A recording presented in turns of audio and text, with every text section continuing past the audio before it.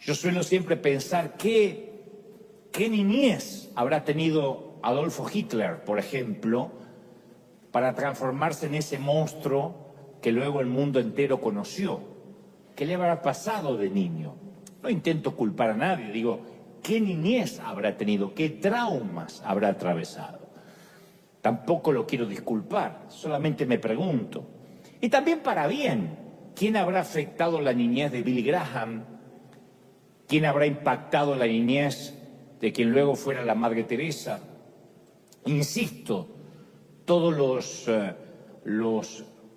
las personas de edad adulta, los frutos de esa edad adulta, están enraizados en nuestra niñez, la autoestima, nuestra seguridad, nuestra sexualidad, nuestra manera de pararnos ante la vida, nuestra forma de gestionar la felicidad. Tiene que ver con nuestra niñez. Todo esto está plantado, queramos o no, en el suelo de nuestros primeros recuerdos, nuestras primeras experiencias, sesgos, definiciones. Y dentro de cada adulto, cada uno de nosotros, habita el pequeño niño que lo precedió. Ese niño está allí, sobrevivió, está dentro del cuerpo adulto. Hay un concepto psicológico para describir a los niños que no pueden desarrollarse físicamente, ya sea porque no fueron bien nutridos, bien alimentados, o no recibieron el afecto incluso necesario, y a ese síndrome se lo conoce en términos médicos como depravación enana. O sea que por alguna razón no lograron crecer y desarrollarse. Y en términos espirituales también hay muchos adultos que son enanos, pigmeos en sus emociones, en su personalidad, debido a muchas carencias, no necesariamente de alimentación, pero carencias afectivas de su niñez. El corazón de un niño puede resultar herido de muchas maneras, especialmente cuando en algún momento se nos obliga a madurar o a crecer demasiado rápido, cuando algún infortunio, alguna tragedia nos hace quemar etapas, porque ese día perdemos la inocencia, ese día muere la niñez. Yo leí la historia de un adulto que relata que a sus 8 años su madre y el hombre a quien él consideraba su papá lo llamaron al salón, a la sala o al comedor y le dijeron: este hombre a quien llamas papá no es tu padre. Tu verdadero padre nos abandonó hace muchos años. Yo me volví a casar con este hombre, este es tu padrastro. Y este hombre que cuenta la historia, que ahora es adulto, dice: yo recuerdo cada pequeño detalle de aquella mañana. Recuerdo el aroma del café, el color del sofá, el sonido de los pájaros que provenían de una ventana entreabierta, el vestido que mamá llevaba puesto, las galletas que estaban sobre la mesa. Todos los demás recuerdos se me borraron, pero ese día fue como una fotografía mental. Es porque el tiempo se detuvo ahí. Fue el punto de inflexión en mi vida y ese día fue el funeral de mi inocencia. Ese día yo dejé de ser un niño. No es que odiara a mi padrastro, era enterarme que me habían mentido gran parte de mi niñez. Después supe de otro hombre que tenía 10 años, cuando su padre se quitó la vida, dejó una nota a la madre del chico que decía: te adoro, pero yo ya no quiero seguir viviendo. Quiero decirte que te amo profundamente, a ti, al niño, y me encantaría que le dejes mi reloj. Y luego se sentó en el garage, el hombre, mientras que el auto estaba encendido, llenaba el ambiente de monóxido de carbono.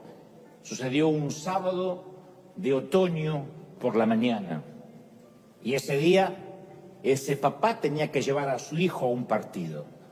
En vez de eso, se apartó, decidió apartarse para siempre de sus vidas. ¿Qué puede hacer un chiquito de 10 años con un trauma así? Porque el mundo se le terminó, la vida se le terminó tal como lo conocía aquel sábado por la mañana. El escritor Mark Twain dijo alguna vez que cuando muere alguien a quien amamos profundamente es como cuando nuestra casa se incendia. Pasan muchos años antes que entendamos o comprendamos toda la extensión de la pérdida. Uno no se da cuenta lo que perdió cuando nos dan la noticia de la muerte, durante el funeral, ni siquiera durante el duelo. Después de muchos años uno empieza a extrañar a esa persona, quizás cuando tengas que tener su boda, cuando le hubiese encantado, si en el caso que se muere un papá o una mamá, mostrarle a los nietos. Uno no se da cuenta de la pérdida aún después de muchos años. Conocí a otro adulto que decía, mi padre fue misionero en África, cristiano, pastor, predicador, y yo siempre me sentía que para él los africanos eran más importantes que yo, su propio hijo. Y yo solía pensar que si acaso él tuviera la foto de algún niño en su billetera o en su celular, sería la de un niño africano, no es la mía. Y hasta el día de hoy, este hombre adulto, hijo de ministros, todavía lucha con acercarse a Dios, porque piensa que fue ese Dios quien le robó a su papá cuando él era un niño necesitado de afecto. Entonces, este tipo de rechazo puede ser más sutil que los ejemplos anteriores, pero también es una herida que marca nuestro futuro. Y ese es el propósito central del enemigo, separarnos del Padre, que uno empieza a tener dolor hacia sus padres terrenales para que por consecuencia, por carácter transitivo, uno también tenga dolor para con Dios. Y el enemigo usa esa indiferencia para susurrarle al niño, tú no eres digno de que te amen, tú eres una molestia, no eres importante. Y en su viaje a convertirse en adulto, todo niño lleva en el centro de su corazón una flecha, una daga clavada que le provoca inseguridad. Por eso yo decía hace un momento que todos los que estamos aquí llevamos un niño dentro. Y puesto que la mayoría de nosotros, cuando adultos, ya no hablamos de esas heridas, y mucho menos tratamos de sanarla, sino que miramos para adelante, nos fajamos, como dicen en algunos países, y nos toca continuar la vida, esa herida permanece ahí. Y esa herida, por lo general, ha sido infringida por nuestros padres. Conocí a cierta mujer con la que alguna vez trabajé, que cada mañana ella llegaba siempre con el ceño fruncido, siempre muy iracunda, ofuscada, como enojada con la vida. No tenía razones aparentes para estar tan molesta, pero era como que en su cara tenía escrito un no, antes que alguien le hiciera una pregunta. Alguien se sonrió porque conoce gente así, tiene el no acá. Y ella podía encontrarle el lado negativo a cualquier situación. Una mujer relativamente madura, grande. Y siempre trataba de hacer las cosas difíciles a los demás. Y si alguien venía a cobrar por un trabajo ya terminado, ya hecho, y ella, aún teniendo el cheque para pagarle, lo hacía esperar durante horas, o le hacía firmar eternos formularios burocráticos, y hasta en ocasiones se daba el lujo de hacerlo venir otro día. Tenía ahí para pagarle y decía, no, venga dentro de 2 días. Y se justificaba diciendo, es que no quiero que la gente se acostumbre a que las cosas se obtienen fácilmente. Pero a medida que la fui conociendo, yo sé que a esta altura la odia todo el mundo, sin saber quién es, pero a medida que yo la fui conociendo, me fui enterando de la niñez miserable que esta dama había atravesado. Fui socavando la información, no es que un día me lo contó, pero a medida que relataba una tras otra o dejaba entrever las historias de rechazo que había sufrido desde niña por sus padres, entendí que su actitud de adulta era el reflejo de todas aquellas heridas del pasado.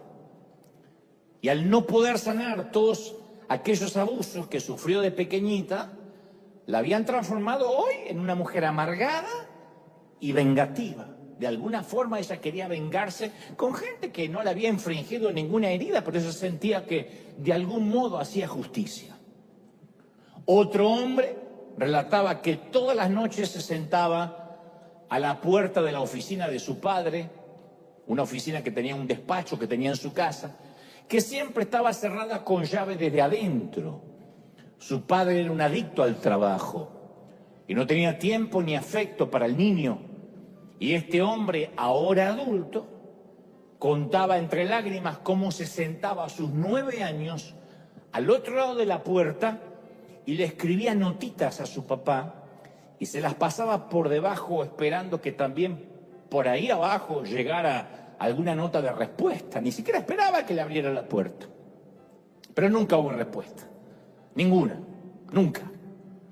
Y el mensaje que él procesó como niño es: yo no soy amado. Yo no soy importante. Y eso es lo que nos enseñaron también nuestros padres. Enterramos nuestras heridas y no las volvemos a mencionar. De eso no se habla. Y todo ese falso yo es una ceguera escogida. Escogemos hacer de cuenta que no pasó. Pero Dios dice: yo no puedo bendecir a un impostor, yo no puedo bendecir lo que finges. Dios tiene que bendecir lo que somos en realidad.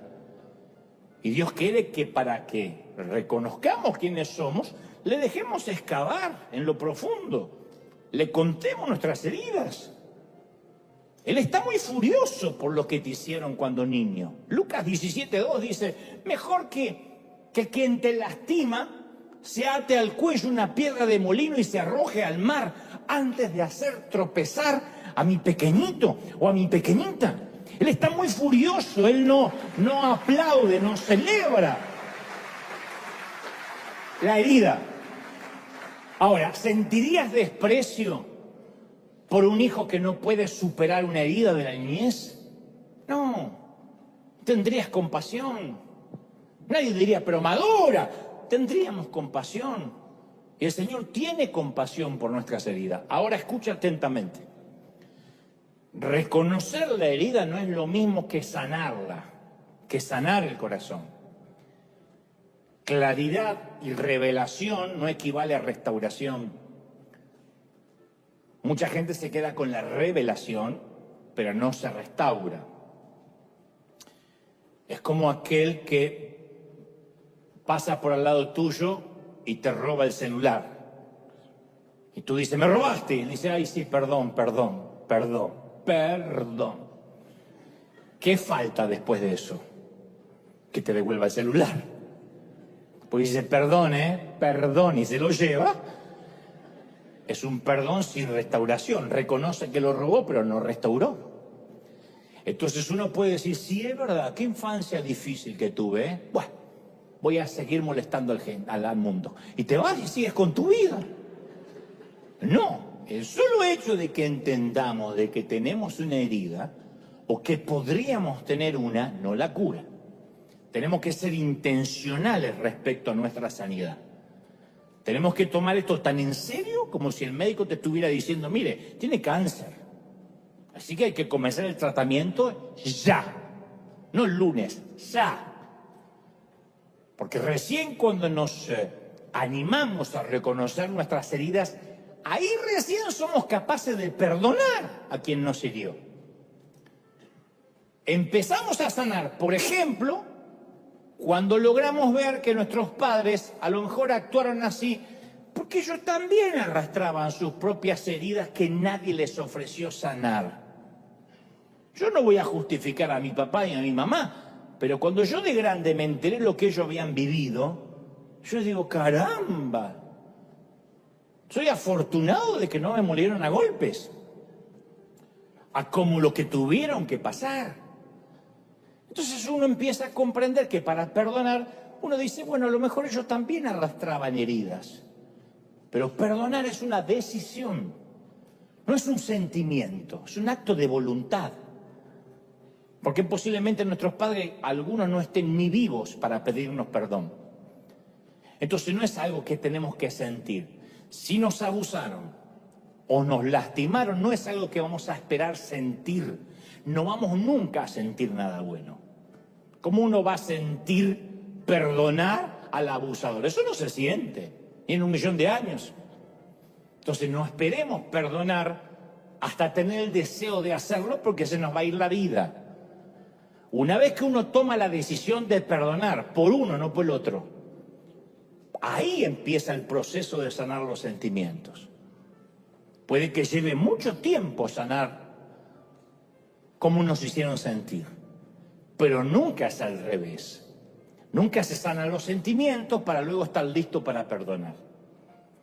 Cuando yo ya no tenga más dolor, voy a perdonar. No va a pasar nunca, porque la herida va a estar ahí siempre.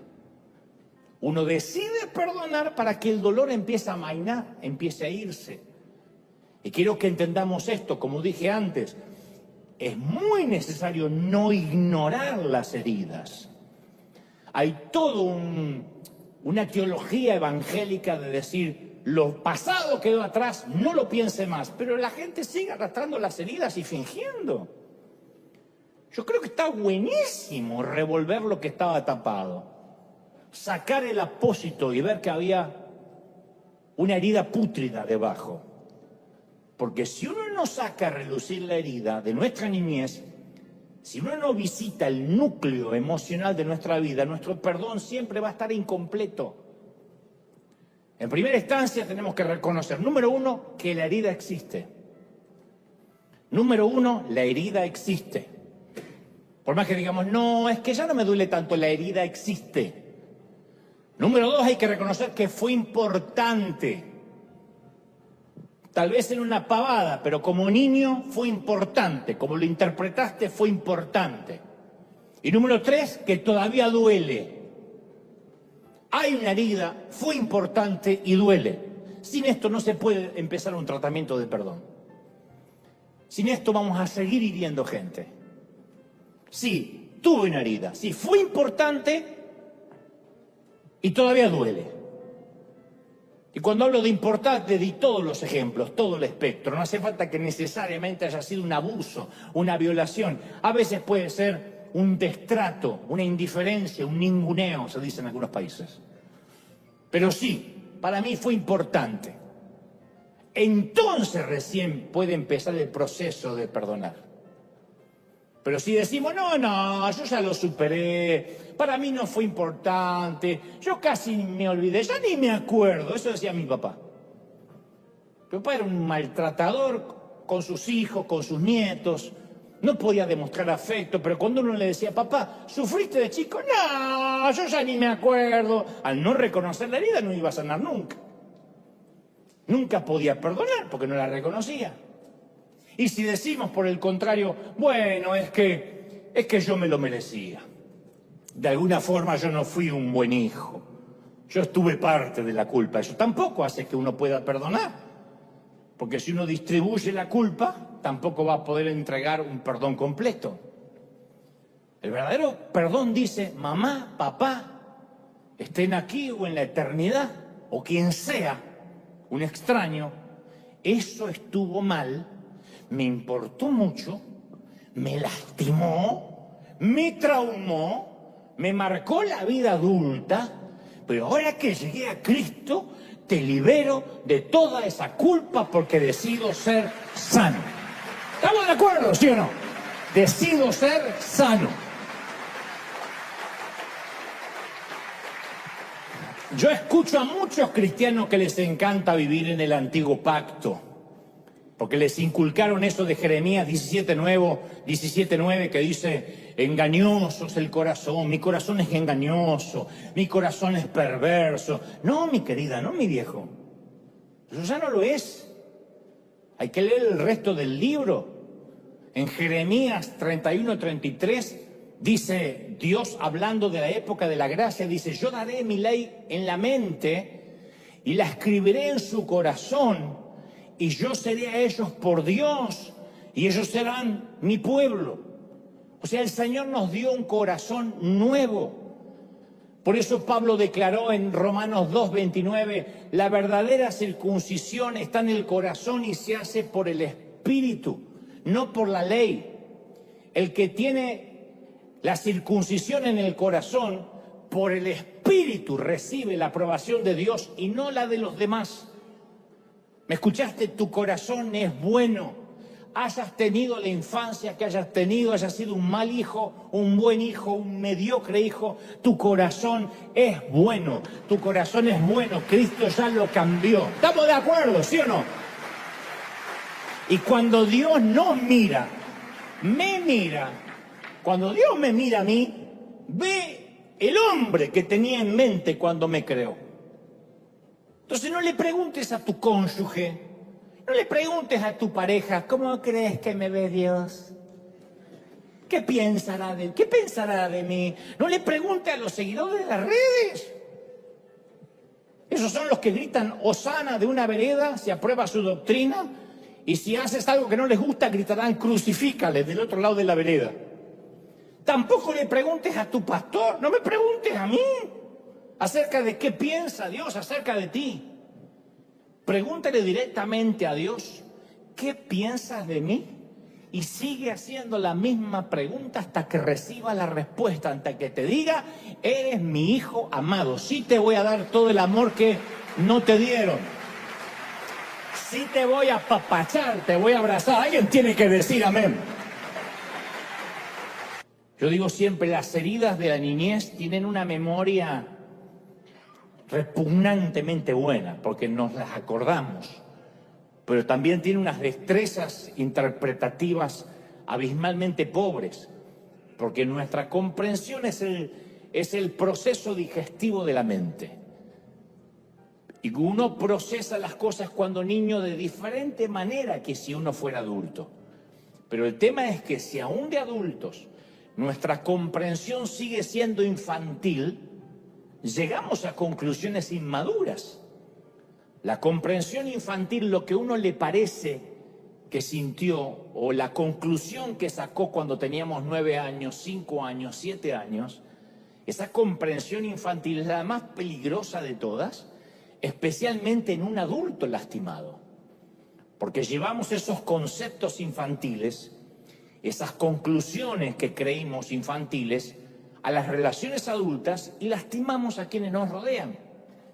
Porque si de chiquititos sentimos que no fuimos amados, eso es lo que vamos a transmitir. Inseguridad, que nadie nos ama, porque es lo que creímos comprender. A lo mejor fue así, pero a lo mejor es lo que creímos comprender. Este es el más devastador revés contra el alma de un adulto, que aquel niño que alguna vez fuimos, fue lastimado. El salmista David escribió en el Salmo 127:3 una nota fascinante respecto de los hijos, de los vástagos. Él dijo, he aquí, herencia de Jehová son los hijos, cosa de estima el fruto del vientre.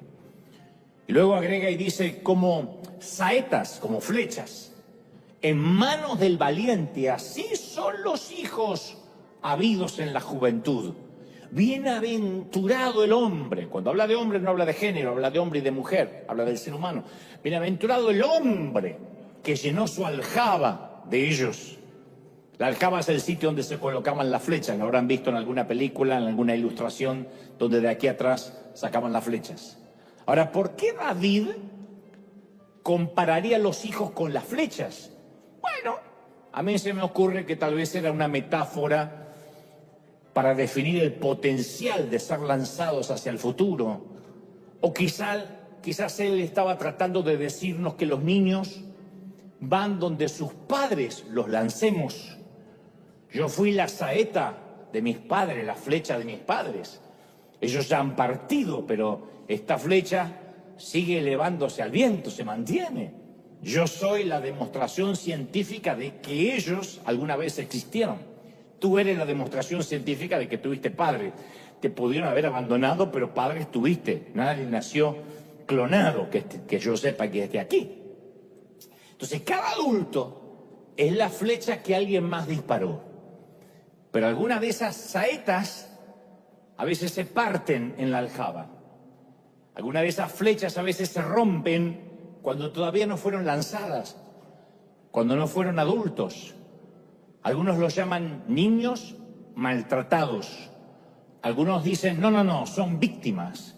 Y algunos prefieren llamarlos estadísticas. A mí me gusta llamarlos no es que me gusta, pero prefiero llamarlo flechas rotas.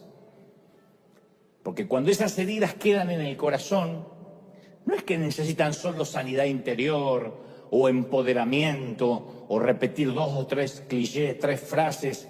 Necesitan un milagro divino. Cuando uno fue herido de chiquito, necesita un milagro divino. Si nuestro automóvil sufre una falla menor, una rueda pinchada, la podemos llevar a cualquier lado. Hay que salir del paso. Pero si sospechamos que el auto tiene un problema más serio, hay que llevarlo a la agencia donde la compramos, donde lo compramos, si es posible, el sitio de la marca del auto. Porque nadie conoce su producto mejor que el fabricante. ¿Es así, sí o no? Y cuando se trata de las heridas de la infancia, no es solo una rueda pinchada. No es algo que podemos decir, bueno, lo resuelvo y ya al cabo soy adulto. Porque una de las mayores trampas del enemigo es robarnos el interés en esto. Es meternos indiferencia en esto de que no hace falta pensar en qué me pasó, ya pasaron tantos años. La frase que más ama el enemigo es, no hace falta revolver el pasado, ya el Señor hizo todas las cosas nuevas, lo cual es una gran verdad. Hay gente que dice, yo no sé por qué hay predicadores que andan revolviendo el pasado cuando el viejo hombre ya quedó atrás. Y etimológicamente tiene razón. Pero la gente que suele decir esto, ya el viejo hombre quedó atrás. Yo conozco de hecho un querido predicador muy legalista que vive condenando a todo el mundo y de tanto en tanto cuenta como su padre lo molía a golpes cuando era un niño.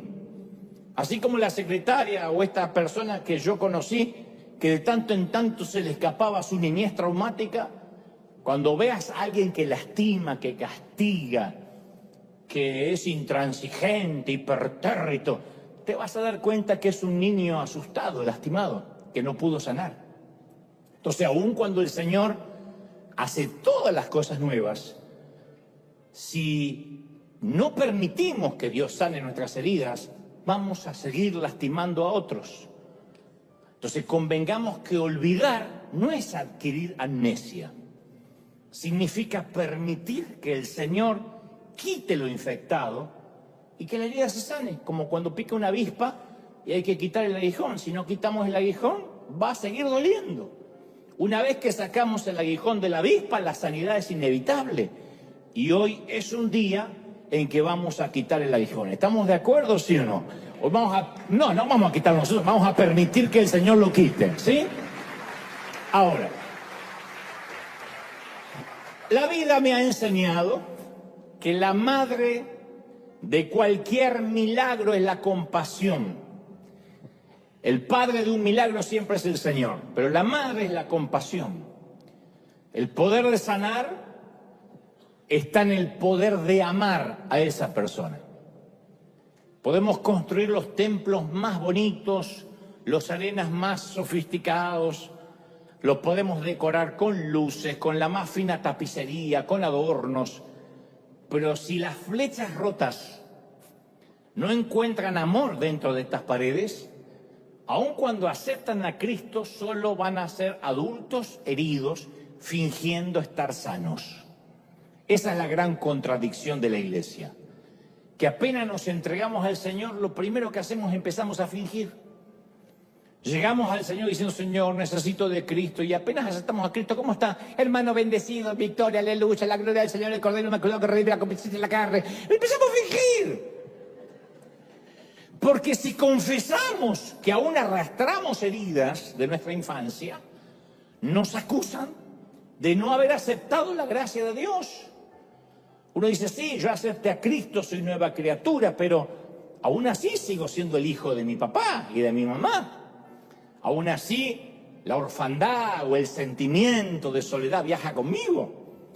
El Señor me perdonó, las cosas son hechas nuevas, pero no tengo amnesia. Y debido a veces a esa asfixiante necesidad de mostrar una imagen de santidad, de que el otro no nos juzgue, dentro de la iglesia digo, hasta nos da pena pedir oración. Generalmente pedimos oración, Señor, que Dios me envíe a las multitudes, que Dios me envíe al África, pero muy raro que digamos, yo pido oración ¿Por qué vivo malhumorado? Y creo que tiene que ver porque cuando niño no me sentía amado y ahora que tengo 50 años tampoco puedo amar. Nadie dice eso. Es el miedo a no estar a la altura de las expectativas de los demás, a no parecer santo, a no parecer espiritual. Y ese falso yo, esa suerte de impostor, nace cuando en la infancia no nos sentimos amados, cuando fuimos rechazados, cuando fuimos abandonados. Entonces, cuando llegamos al Señor con toda esa carga, con todos esos traumas, en lugar de darnos cuenta que ahora podemos empezar el proceso de sanidad, enseguida levantamos otro falso yo y sostenemos a un nuevo impostor que ahora trata de encontrar su identidad haciendo para el Señor, simplemente, en lugar de estar simplemente estando con el Señor. Por esa razón nuestra iglesia está llena de gente que si sienten que no están sirviendo a Dios, sienten que no tienen valor, que ya Dios no los ama, porque no sirven. Por eso en mi tiempo, cuando alguien pecaba en mi iglesia, se lo sentaba un tiempo. O sea, ya no puedes servir porque ahora estás infectado. Yo tocaba la batería de la iglesia y cuando le faltaba el respeto a mi mamá y mi mamá alcahueta iba y le contaba al pastor, el pastor me decía, ¿qué, Dante? A sentarte. No, pero a sentarse. O sea, era una forma de decirte, si no sirves a Dios es porque no mereces servirlo, y si no mereces servirlo es porque no eres amado. A la gente se la sienta, la famosa, lo vamos a poner en disciplina, que no está en toda la Biblia eso. El que ama, el que disciplina es Dios, no el hombre.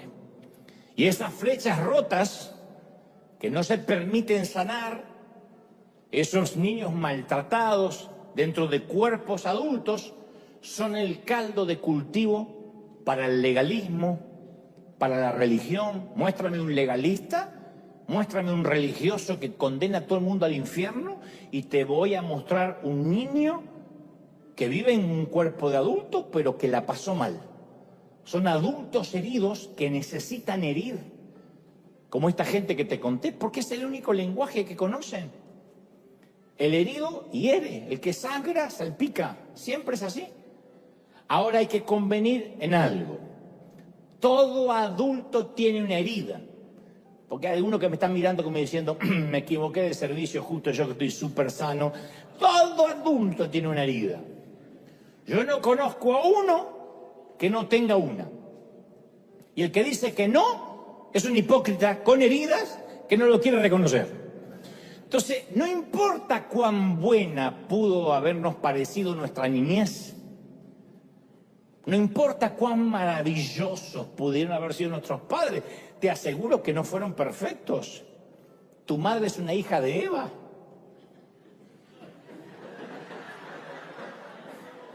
¿Qué pensaron que iba a decir? ¿Tu padre es un hijo de Adán? Yo le decía a mi papá, hijo de Adán. ¿Era un hijo de Adán? De manera que no hay forma de atravesar esta vida sin resultar herido.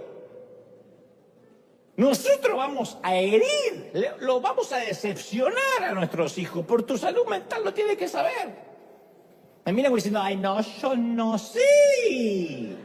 Porque también eres hijo de Adán e hija de Eva. Entonces las heridas pueden venir también de otras fuentes, no solo de los padres, de un hermano, de un tío, de un primo, de un maestro, de un extraño. Pero que vienen. Vive lo suficiente y saldrás herido.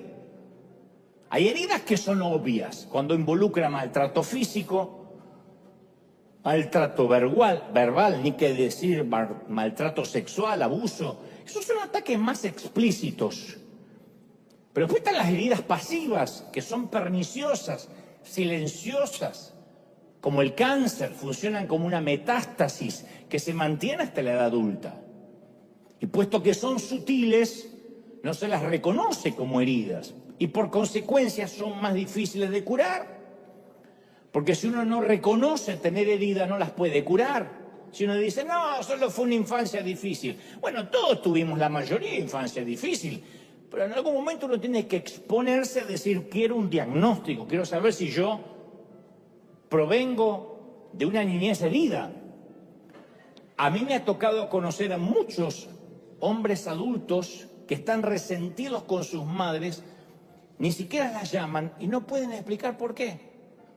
Yo les pregunto, pero es complicada tu mamá. No, pero una vez hablé con alguien de unos 30 y tantos años que me dijo, lo que me enferma de mi mamá es que me sigue tratando como un niño. Me habla como si yo fuera un retrasado mental. Yo tengo 34 años, 35, no sé cuándo le llamo y me dice, ¿comiste?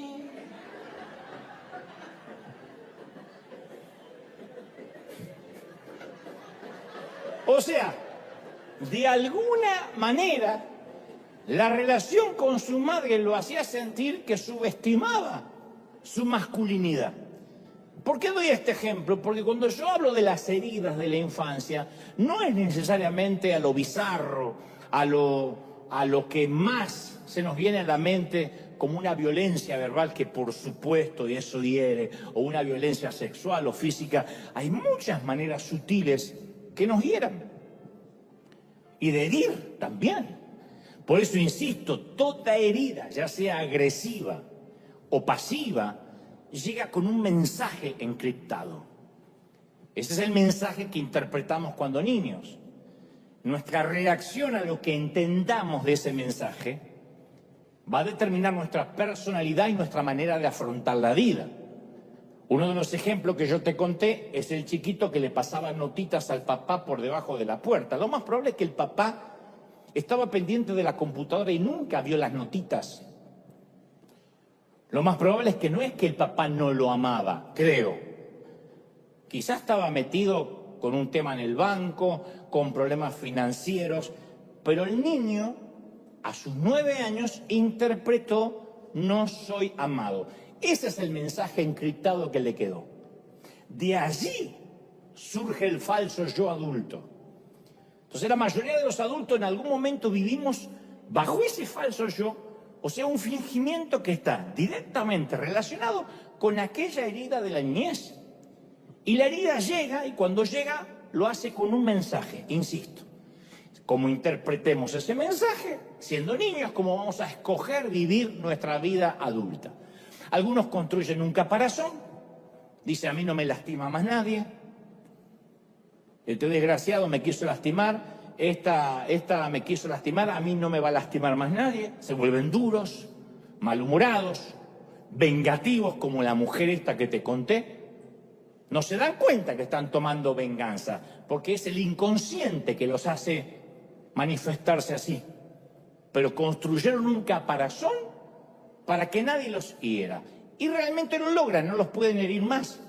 Pero el caparazón también les impide amar. Y les impide que los amen. Otros se van al otro extremo del espectro, en las antípodas. Se hunden y se vuelven pasivos, timoratos, pusilánimes, porque como nadie los amó, van por la vida mendigando amor y todo el mundo los estafa y todo el mundo los pasa por arriba. O a veces es la mezcla de uno y del otro. Y esto se nota mucho durante la adolescencia. Algunos adolescentes se dejan los únicos 3 pelos en la barba que le crecen, se llenan de tatuaje, se ponen aretes, se pintan de negro para enviarnos un mensaje: no te me acerques, soy muy dark y peligroso. Y me los vean los mocosos: soy muy peligroso. Lo que está pidiendo a gritos es un poco de amor, de aceptación. Y después está el otro tipo de adolescente que se va al otro espectro, que todo su lenguaje corporal, toda su vestimenta es exactamente lo contrario. Sigo siendo un niño, yo sé que tengo 18 años, pero no me exija.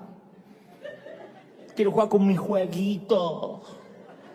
Y uno dice: ¿cuándo va a madurar? No quiere madurar, porque no quiere que le exijan nada, no quiere responsabilidades. Entonces, en el centro de todo hay una profunda inseguridad y heridas que, si no son sanadas, lo van a seguir por el resto de la vida.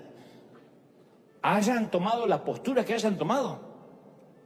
Cuando yo era niño, mi falso yo nació como una defensa contra el abandono, con sentirme solito.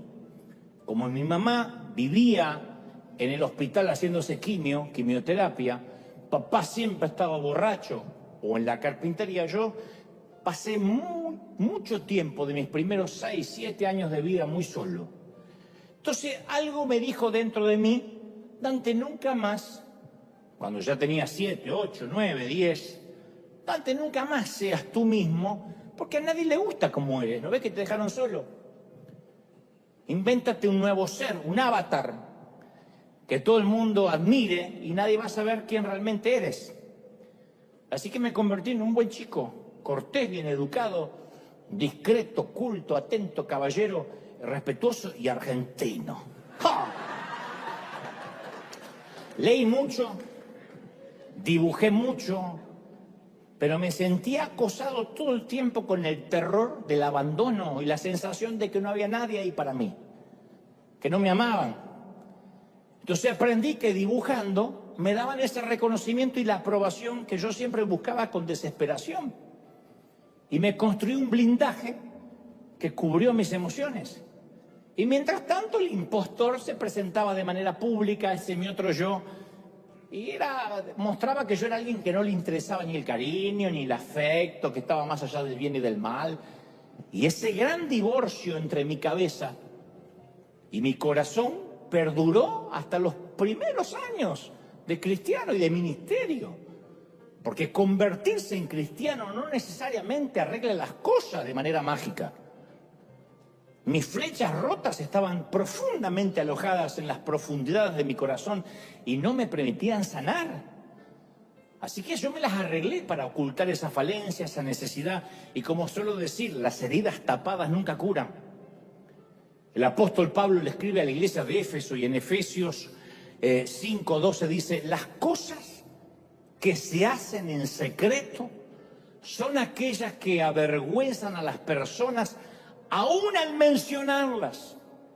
Pero cualquier cosa, dice Pablo, que es expuesta a la luz, será iluminada, y lo que es iluminado se convierte en luz.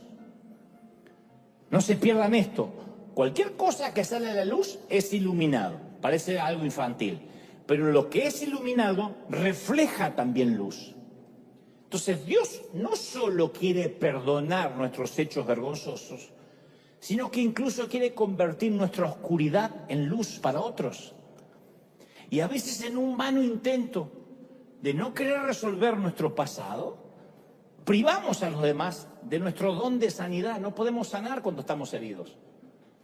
Si ocultamos nuestras heridas por miedo, por vergüenza, nuestra oscuridad interior no puede ser ni iluminada y mucho menos convertirse en luz para los demás.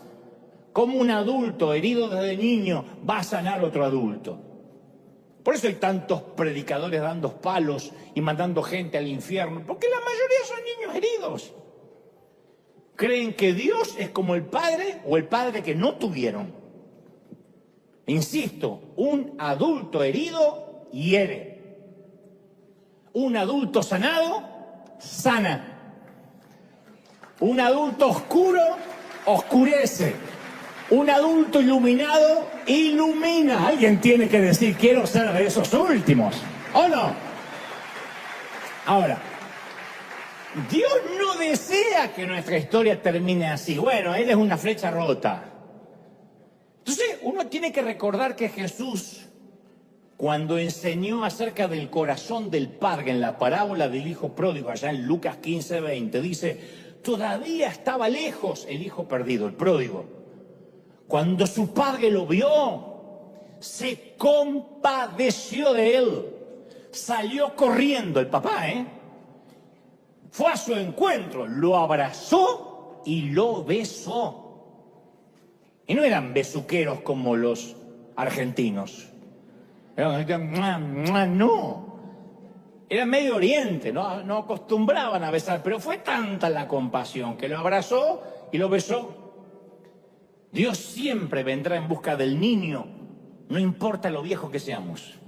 Dios siempre va a venir a rescatar ese niño que fuimos, ese niño que alguna vez se fue apartado, enojado, y nos va a decir que somos su hijo amado. Hay un pasaje magnífico en Jeremías 31:20 que dice: Efraín es para mí mi hijo amado, es el hijo que más quiero. Creo que no hay otro pasaje tan tierno en las Escrituras como eso, es el hijo que más quiero. Aun cuando lo reprendo, cuando lo reto, no dejo de acordarme de él y mi corazón se conmueve por él y tengo una gran compasión cada vez que lo veo. A mí me gusta reemplazar Efraín por Dante. Y puedes reemplazar Efraín por tu nombre, pero a mí me gusta Dante. Para mí es mi hijo amado. Es el hijo que más quiero. Tomá, pongan su nombre. Aun cuando lo reto, cuando lo reprendo, no dejo de acordarme nunca de él. Mi corazón se conmueve cuando lo veo y tengo una gran compasión. Cuando mi estima quiere dañarse, cuando quiero recordar viejas heridas, yo digo: el Señor dice que soy su hijo más amado, que se compadece, que le encanta verme, sana todas las heridas. Entonces, Dios trae ese amor y esa sanidad al huérfano de nuestro interior. Ese niño que necesita saber que es amado. Los adultos solemos avergonzarnos de nuestras heridas, pero no tiene que ser así. Desde el mismo principio nuestra existencia estaba destinada a ser desesperadamente dependiente. Como el árbol, dijo Jesús, y sus ramas. El Señor dijo en Juan 15:5, ustedes son las ramas, yo soy el tronco, separado de mí, nada pueden hacer. Y no se está burlando de nosotros. No lo dice como suspirando: cómo me gustaría que maduren, no me necesiten tanto, che. No, estamos hechos para depender de Dios. Y nada en nosotros funciona bien sin esa unión con Cristo. Pero hay una mala parte en nosotros que por todos los medios hace que no querramos depender de Dios. Y más los varones. Nos cuesta decir: yo sí quiero depender de Dios. Es como que tenemos esa cosa de machos que no dependemos de nadie. Y nuestra cultura encima nos muestra personajes como Wolverine, James Bond, Tony Stark. Esos hombres de verdad que lo único que tienen en común que no necesitan a nadie, que son solitarios. Un Rambo que dice: solo me basta mi cuchillo, amigo. ¡Oh! Hoy tu marido con un cuchillo ni un salamín puede cortar. Y en la cultura evangélica sucede algo similar. Un buen día nos pica una araña, o recibimos una dosis de rayos gamma y nos transformamos en apóstoles super ungidos. Y a partir de ese día nos empoderamos, no dependemos de nadie más, no estamos sujetos a autoridad humana, tenemos el celular y el WhatsApp de Dios. Y nos dedicamos a combatir el crimen y el pecado. Y llegamos a creer que no necesitamos a nadie, incluso ni a Dios, porque eso es una clase de debilidad, creemos. Pero el propio Jesús no dudó en mostrar dependencia de su Padre. Aquel que expulsó una legión de demonios, aquel que calmó los vientos y la tempestad, vivió dependiendo del Padre. En Juan 5:19 dijo: le digo la verdad, el Hijo no puede hacer nada por su propia cuenta, solo hace lo que ve que el Padre hace. En Juan 10:30 agregó: las palabras que yo digo no son mías, sino que el Padre que vive en mí hace su obra por medio de mí. O sea, no fue motivo de vergüenza para Cristo depender del Padre. Se jactaba de la relación con su Padre. Y a veces nosotros sentimos, como adultos, somos tan torpes, sentimos que reconocer nuestras heridas es como una fuente de vergüenza, de debilidad, de dependencia. Y nos comportamos a veces como esas familias que tapan todo. Yo no confío en un adulto que nunca sufrió, porque es un adulto que finge. Yo nunca dejo que se me acerque un adulto que no ha enfrentado una herida. Los que ocultan sus heridas y se hacen los superhéroes suelen ser farsantes, unos canallas, vende humo. ¿A quién llamaríamos a las 2 de la mañana cuando todo se derrumba a nuestro alrededor, ¿a quién llamarías? Yo no llamaría a un motivador que me hace repetir frases. Yo no quiero en esos momentos clichés, ni frases evangélicas trilladas. Yo quiero que alguien me diga algo conmovedor, profundo. Yo llamaría a alguien que ha transitado el mismo camino que ahora estoy transitando. Si tienes un problema en el matrimonio, tú no quieres a la hermana que llega y te dice que el diablo no separe lo que Dios juntó, hermana. Si yo me aguanto al gordo, usted se aguanta al suyo. No, tú quieres una que no te haga preguntas, que diga, te comprendo, no vine a juzgarte, vine simplemente a abrazarte. No vine a chismear a ver qué pasó, quién engañó a quién. Yo lo que vine es a estar contigo. Si luchas con una adicción, no quieres que venga alguien a reprenderte y a que digas que renuncies al pecado oculto. Quieres alguien que te diga, yo también estoy luchando, tal vez no con esto, con otra adicción. Así que yo te ayudo y tú me ayudas a mí. O sea, solo alguien que reconoce sus heridas tiene el poder para sanar. Como dijo el apóstol, aquel que es iluminado también se transforma en luz. Solamente cuando nos permitimos sanar, podemos sanar. Si no, salimos a juzgar, a vengarnos de los demás. Y por eso, antes de finalizar, yo quiero regalarte algo que alguna vez leí, pero está dedicado a todas las flechas rotas que en algún momento se quebraron en la aljaba, se quebraron cuando niños. Una carta abierta a aquellos que de chiquititos sintieron que la vida les produjo un crack y eso determinó su vida adulta hasta el día de hoy. De tanto en tanto yo me la leo a mí mismo, me la repito a mí mismo porque me hace bien. Digo, le hablo al niño que fui, al Dantecito y al compañero. Le digo, querido Dante, querido niño, ese niño que alguna vez fui, me dirijo a ti hoy, después de escuchar este mensaje, después de años de ausencia, porque hoy por fin pude volver a verte.